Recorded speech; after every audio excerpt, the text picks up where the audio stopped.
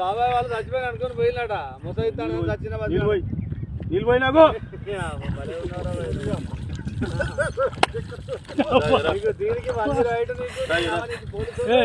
ఎందుకు పన్న వాళ్ళ తాయి పండుకున్నా ఎందుకు అనుకున్న వాళ్ళ ఈ చల్లదనానికి ఎండకు చేయలేక అన్నికి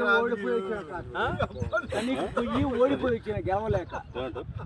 ఏం చేసావు 10 రోజుల నుంచి గణేట్ చేత నాతో గట్టించి నా కష్టం దోచుకొని గణేట్ రాయ్ నాకు అంటే డబ్బులు ఇచ్చారు కానీ క్షమ